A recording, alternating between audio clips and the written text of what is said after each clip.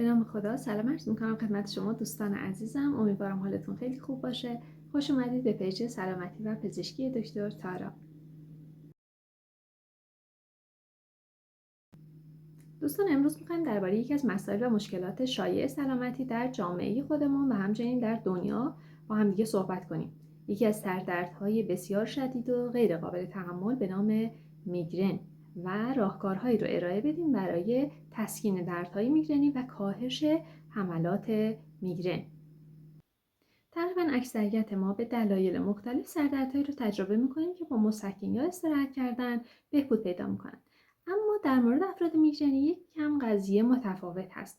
سردردهای شدیدتری رو با مفهوم دردناکتری تجربه میکنند. داروهای زیادی رو هم استفاده میکنند. جالبه بدونید در دنیا بیشتر از 1.1 میلیارد نفر مبتلا به دردهای میگرنی هستند و همین امر هم باعث شده که میگرن دومین عامل ناتوانی در سراسر دنیا باشه.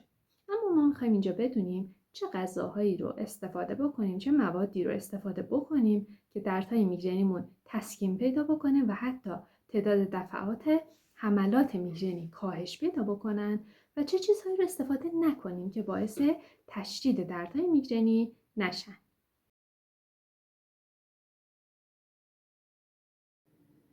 اولین ماده غذایی که برای تسکین دردهای میگرنی میتونم براتون توصیه بکنم منیزیم هستش. سبزیجات با برگ‌های تیره مثل اسفناج و کاهو، آووکادو، شیر، ماهی تن، موز و شکلات تلخ که سرشار از منیزیم هستند، جو دوسر و همچنین سبزیجات با برگ‌های معطر مثل گشنیز و ریحان. اینها برای تسکین دردهاتون بسیار مفید هستند و سرشار از منیزیم هستند. دوستان ببینید وقتی میگیم یه ماده غذایی رو استفاده کنید برای تسکین دردهاتون، صرفاً در زمان درد نیست. ما میگیم در طول رژیم غذاییتون در روزانه استفاده بکنید تا در زمان درد کمتری رو تجربه بکنید یا تعداد حملات میگرنی کاهش پیدا بکنه. مورد بعدی مصرف غذاهای غنی از فیبر هست، مثل غلات کامل، میوه‌ها و سبزیجات، سیب زمینی و لوبیا. نسبت مستقیم هست بین مصرف فیبر و کاهش دفعات حملات میگرنی. پس در رژیم غذاییتون حتما از غذاهای غنی از فیبر استفاده بکنید.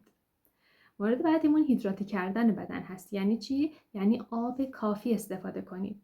تحقیقات نشون داده از هر 3 نفری که به دردهای شدید میگرنی مبتلا هستن، 1 نفرشون با مصرف آب دردش بسیار تسکین پیدا میکنه. 2 تا روش هم از طب سنتی بهتون بگیم برای تسکین دردهای میگرن که مورد اول بهش میگن عرق جادویی درمان میگرن. شامل چی هست؟ 1 فنجان عرق استخوادوس علاوه 1 فنجان عرق سنبولتیب با 1 مقدار آب مخلوط بکنید و روزی 1 تا 2 لیوان مصرف بفرمایید. ببینید که چه معجزه‌ای خواهد کرد در تسکین درد و کاهش حملات میگرن.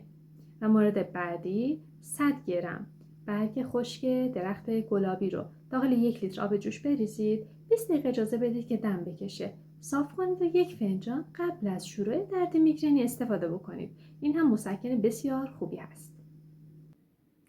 اما یه نکته رو خدمتتون عرض کنم، همیشه این مصرف یا عدم مصرف مواد غذایی خاصی نیست که باعث میگرن بشه. یک سری عوامل محیطی هم دخیل هستن، مثلا استرس، مثلا تغییرات الگوی خواب، مثل فشار خون.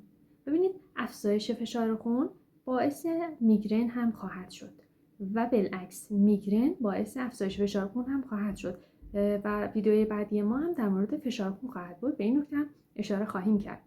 مورد بعدی تغییرات جوی هست. هرچه هوا گرمتر باشه محرک دردهای میگرنی هست. گرسنگی زیاد هم همینطور. پس به این نکات هم باید توجه بکنید. یک سری مواد غذایی رو هم که نباید افراد میگرنی استفاده بکنن خدمتتون عرض بکنم. تحقیقات نشون داده غذاهای غنی از نیترات مثل گوشت‌های پخته شده فرآوری شده، هات داگ ها، آبجو، مشروبات الکلی، مواد مخدر، لبنیات و بستنی، سبزیجاتی مثل گوجه و پیاز، اینها باعث تحریک دردهای میگرنی خواهند شد. پس تا حد امکان از مصرف اینها اجتناب بکنید تا تعداد دفعات حملات میگرنیتون هم کاهش پیدا بکنه. دوستان عزیزم متشکرم که تا پایان ویدیو با من همراه بودید. امیدوارم همیشه سالم و تندرست باشید.